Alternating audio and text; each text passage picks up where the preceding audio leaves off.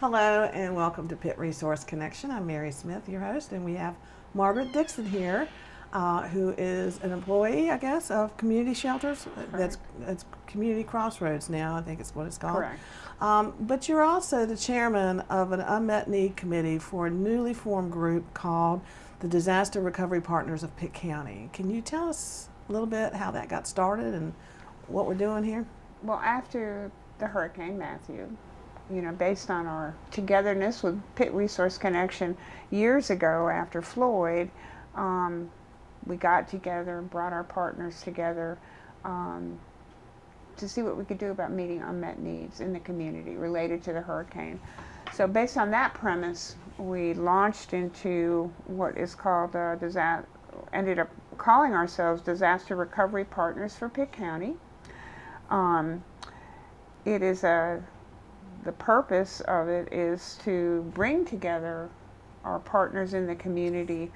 It is related to a long-term recovery collaboration. It's nonprofits, faith-based, local, state, and national organizations dedicated to helping assisting with long-term disaster recovery in a community. So that's how we got formed, and we really launched into the solid formation of it in January of this year. Okay. And this is on the model of a long-term recovery group that FEMA supports. And I know that after a couple of the hurricanes that we had come through here before, they came down and wanted us to get this thing going, and we just didn't have the right people in the right places to spend the time, because it takes a lot of time and work to do it. And so this time after Matthew, we found the right people, and it is off the ground now. It has a board of directors, Right. and what you found out right after the hurricane was that there were a lot of people that had a lot of needs. Correct. But our structure, since you mentioned that, we're organized similar to the national model of voluntary organizations active in a disaster, or they call it VOAD. And we have subcommittees that address unmet needs that are referred to our committee. That could be those referrals could come from anywhere in the community. Pitt County, though. In Pitt County, we focus on Pitt County. So what kind of needs are you finding that were out there?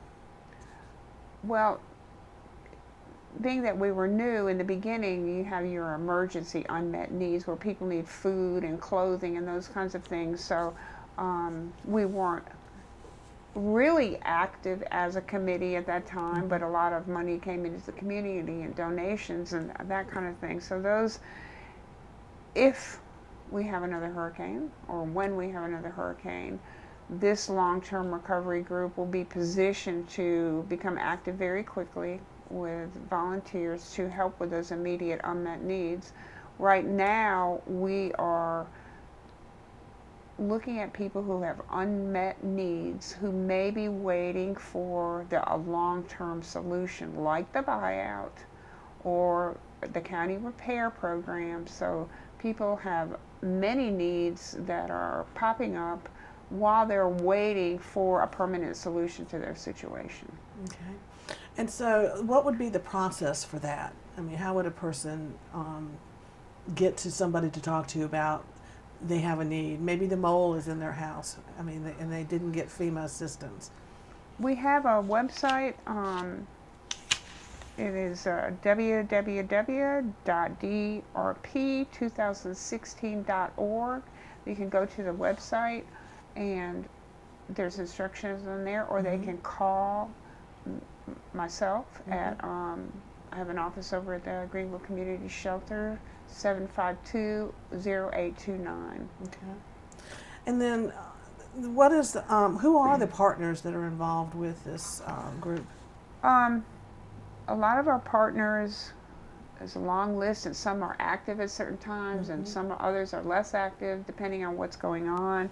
But to name some of those, of course, the American Red Cross, Salvation Army, Pitt County United Way has been active with us. Real Crisis? Real Crisis has been very active with us. Habitat for Humanity, the Food Bank, the Northern Pitt County Improvement Association, Catholic Charities, Lutheran Services, Pitt County Government, some of those Like departments. emergency management and social services. Right, health department, yes. Rebuild Together, if I didn't mention them, but yes. And when we need people to help us do assessments on what those damages might be, we rely on volunteers to help us do that.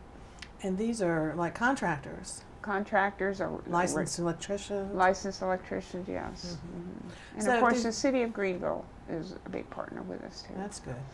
So if somebody is listening and is a licensed contractor or has a licensed skill in building of some sort, like whether it's electricity, plumbing, whatever, if they would like to volunteer some of their services, I mean, they can just contact you, or they could, yes. or contact through the website that right. They would be eligible to be called on periodically to assist. Oftentimes, people have some damages that are, of a smaller nature, or they may not have had homeowners insurance at the time, so they didn't get any benefit from homeowners insurance to do repairs like reshingle a house if the roof was damaged, or a window blew out, or the back steps got damaged and need to be repaired, and they didn't get, or they got homeowners and they got some money from FEMA, but it wasn't enough to cover the repairs on those. They can call us, and we, speaking of volunteers, we have a person that helps us go out and maybe assess the repairs that need to be made, and looks at the possible cost of that. If those are larger repairs, more than $5,000, the county has a repair program, as well as the city, that people can apply for. And if it turns out many times, if those repairs are less than $5,000, they'll ask our long-term recovery group to look at the possibility of helping with those repairs. And so this group got funds through different grants that were awarded. We applied for Red Cross funds and we got those, and through United Way, our group got North Carolina Disaster Grant. We've received money from the Presbyterian group, and we have received money from donations from the city of Greenville.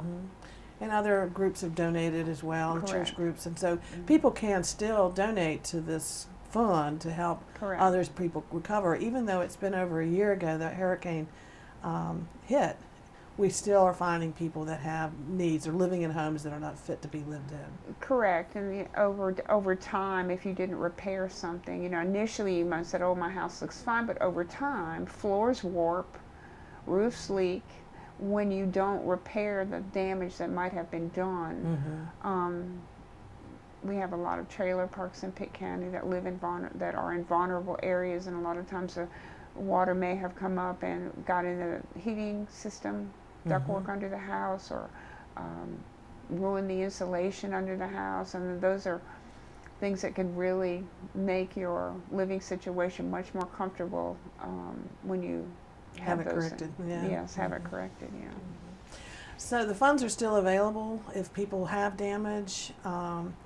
They need to reach out to the group either through the website, or they can call you, and they would be interviewed and taught, and they would be, their situation would be looked at to where they make sure that they have access to all services that are available Correct. to them.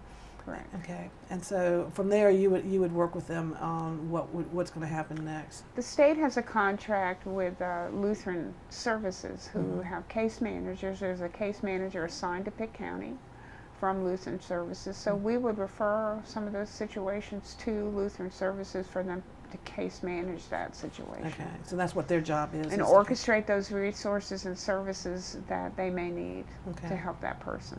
All right, that works. Yeah. Okay, so what can the community do to help the long-term recovery group? Because this group is going to be in place now year-round. Correct. Okay, they're in the, after it gets set up, unless there's another disaster, there's not a whole lot of time involvement. I think part of our mission for a long-term recovery group is to look at how that long-term recovery group can help build resilience in the community. So through continually seeking out volunteers who want to be part of helping out during a next natural or man-made disaster. And we will have one. We will have one, yes. I hope we don't. You know we will. But to continually recruit volunteers within our community so that when we're at that point, we have a whole crew of people that are prepared to help. And some of the volunteer work during the disaster is going to be, we're looking at possible working within the command center to field informational calls. Where do I go for shelter? Where do I find food? Where do I get this, that, and the other?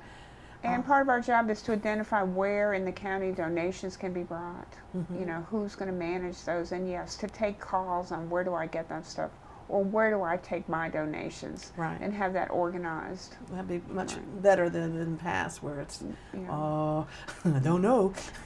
We'll call you back. Yeah, let's take your name and number.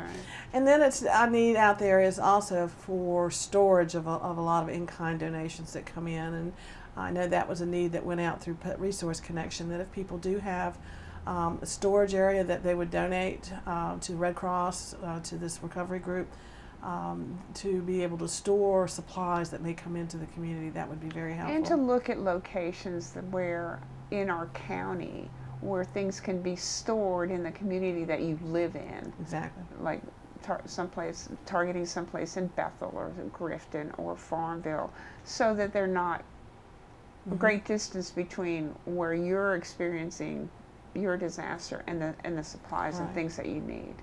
And I think it would be great that in the long run that each of these communities have their own activation, volunteer activation, that once a disaster hits, like a flooding or the creek rises, the river goes out, that they can activate their own community right away and not wait on. And that's part of what we're looking at in terms of that resiliency piece. Because communities can identify their vulnerable citizens within the community that they live in and be prepared to know where somebody might be that lives is in a wheelchair, or you're a vulnerable elderly person or disabled person, so that they can react more quickly.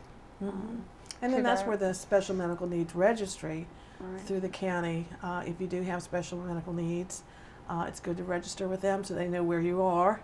Correct. And if something happens in that area, they know to send additional personnel to help get out. That's right. All right, so so the community can come in and volunteer if they want to? Right, they can call us and tell us what they like, what they see themselves doing volunteering, what they may like to do as a volunteer, and we will take their name. We would love to invite anybody that wants to volunteer to come to our long-term recovery group, hear what we're doing, hear our conversations, see what we're involved in. And those dates are out on the website. Okay, there's a calendar that There's a calendar of events out there. Okay. Well, thank you, Margaret. I appreciate you coming in and talking about it. Me. Yeah. And I think it's important because we do have a lot of people that are still hurting out there. They still have needs. They may have used up all their reserves and everything they had to just get through the initial aspect of the flooding, and now they're just in a financial wreck. That's something that we would take a look at. Or people that are elderly and have a difficult time navigating all these systems of FEMA, and it's very difficult, and oftentimes end up doing nothing because it is so hard to navigate. So give us a call. Okay, and we thank you for what you're doing. Thank you for having me. And thank you guys for watching the Pit Resource Connection.